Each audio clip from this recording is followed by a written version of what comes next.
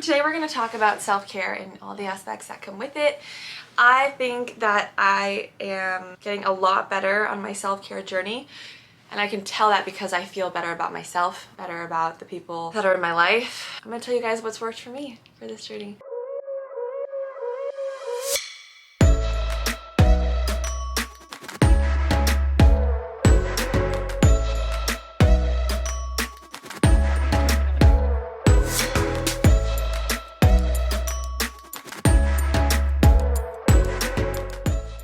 I have found something that works for me. Right when I get up, I make myself my iced coffee, my Califia cold brew, medium roast, and then I have the almond milk, add a little bit of creamer with ice. It's just that moment that it's yummy, it's the first thing in the morning, it feels good, it's me time. I try to get up before MK gets up. Like, I put her down in her room, but at 2 a.m., 3 a.m., 1 a.m., she'll walk into my room and she'll end up sleeping with me in the bed. Probably a habit I should break, but I don't want to. So that morning time I have on my own, I value and I cherish that because it's just a recharge, so that by the time she wakes up, Mama's ready to go. Look at Mama. She's got energy, she's looking good, she's feeling good. My first rule for the self-care journey, figuring out what works for you, is going to be mastering those first 30 minutes. It doesn't have to be 8 things you want to get in. For me, it's just having that iced coffee. But I realized that when I was a teenager, early 20s, I would always look up routines that people did. Self-care routines, this, and I would try to replicate it to the T. I just had this obsession with trying to be the best version of myself, and that's healthy, but I would always bite off more than I could chew. And I would take on these things that I really didn't enjoy doing, but that other people found very beneficial, but it did not serve me, and that's okay. So now I know that I don't want to wake up in the morning and go run and work out. I don't really want to do that anymore. I used to, and that's also another thing. Self-care changes throughout the different chapters of your life. Before I had MK, getting up in the morning and going on a run was a religious thing I would do. It would make me feel good. I loved starting my morning that way. And then it worked out because I had time to shower when I got back. I had time to get dressed. Sometimes I'd take a nap. You know, it's not, I don't have that luxury anymore. So now it changes with this new chapter of life that I'm in, right? It's called self-care and self-love for a reason. It's being kind on yourself and understanding yourself. Try everything. Out of everything I did, I tried journaling, I tried meditating in the morning, I tried working out, I tried doing my makeup first thing. The first thing that made me the happiest was my cup of coffee. While I'm sipping my coffee, I like to read. I'm currently reading, I'm trying to find, oh, it's over there. It's kind of far. I'll get it.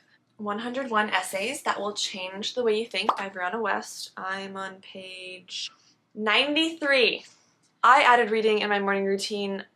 It was odd because I did try the reading in the morning. You read the 10 pages, read for this amount of time. No, I just read with my cup of coffee. When I'm done with the chapter, I'm done. It's not like a checklist thing. And sometimes I change the book. I like to read lots of books at once. I don't like to stay on one book till the end because I'm not gonna lie, sometimes I get a little bored. So I like spicing things up. My favorite of all time is You Are a Badass by Jen Sincero. Why is this so close to my heart? It's because I read this when I was going through postpartum depression with MK. It just helped me get out of it, and also is kind of the reason why I even started a TikTok. It was like, just do it. And I was like, okay, I'm gonna do it, Jen. Look at me. And I did it. What I eat throughout the day. I have my go-to signature smoothie. If you guys have been following me for a while, you know that this is something I make every other day, pretty much. It's a green smoothie. It's just something that I find is easy and yummy for me. Not yummy for everyone, right? And with that, I'll probably pair it with a little pancake from Kojak. Is it Kojak? This one. Or, you know, if I'm in the moods for avocado toast with some eggs. Those are usually my two. If I have none of that in the fridge, I will get Cheerios with milk and put protein powder in my milk. And my protein powder is vanilla flavored, so it just tastes good with plain Cheerios. I don't know. So for lunch, I will either get a salad. Cameron usually cooks a lot, so he'll meal prep like some chicken breast, asparagus, sweet potato. That's what we had this week. And I'll just get that out of the fridge. For dinner, it's usually a salad or Haagen-Dazs ice cream. And also throughout the day, I have a ton of water. If I am training for something or I have a photo shoot coming up, then yes, I lean out, and we can do a YouTube video on that and what I eat and what it consists of on a day-to-day basis. But right now that's a schedule I'm on. It makes me feel good. As long as I have my veggies and my water, I'm good to go. If I don't have my veggies and I don't drink my water, my mood is horrible. My demeanor, horrible. My energy, super low. I don't feel creative. I don't feel inspired. I feel like that is a very key component in good self-love and self-care. So. In regards to working out, I do not work out every day, but I do try to stay active. So I do try to walk a lot. I have a dog, I walk her around. My physical activity is another huge influence on my overall demeanor for the day, so. Do I meditate and journal? I've tried meditating. I would like to say I meditate every single day. I do not. I find meditating to be one of the most easy, difficult things out there.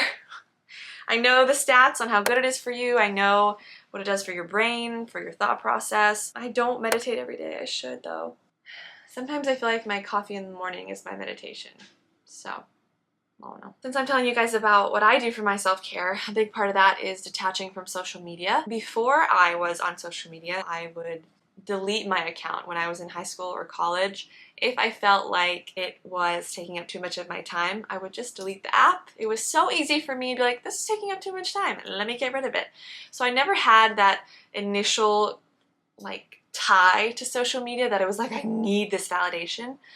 Or not even validation, this connection with other people and seeing what they're doing, having them see what I'm doing. Now I try to, when I post my videos, I stay away. Just let it take its course. When I'm off the phone, I'm off the phone. When I'm with MK, when I'm with my family, I'm like, okay, you have my attention now. How may I help you? I also set a time limit on my phone. Sometimes I do have to be on it longer, but it's a good awareness trick when you find yourself just scrolling aimlessly through these apps. On the days I don't have MK, that is where I do the majority of my glow up stuff. Like I'll get my nails done, I'll do a tan, get my hair done. I'll always make sure I'm engaged with people. I'll have plans with anyone I can make plans with. Mom, you busy? Let's go. Even if I'm home alone, I will be like, all right, we're not just gonna sit here, we're gonna watch a good movie, take a bath, read a book. I try to stay busy the whole time and not just mindlessly busy, like something that's gonna benefit me for tomorrow, for the rest of my life, that kind of stuff. So I do try to stay busy as much as I can when I don't have her. Why is this so important? This like self-care idea. When you do the inner work and you do those things that make you feel good, you don't have to rely on external sources to make you feel like a whole person. And that's power. And that's empowering. Take some time to yourself to think, okay, what's gonna serve me? I truly believe that we all know ourselves more than we think. It's just getting to that intuition and just throwing yourself into it. Not even second guessing yourself. Like, yeah, you're right, I would like to do that. I would like to wake up in the morning and listen to Britney Spears and go for a walk around the block. That makes me feel good and I'm gonna do it. Have I done that once or twice? Yeah.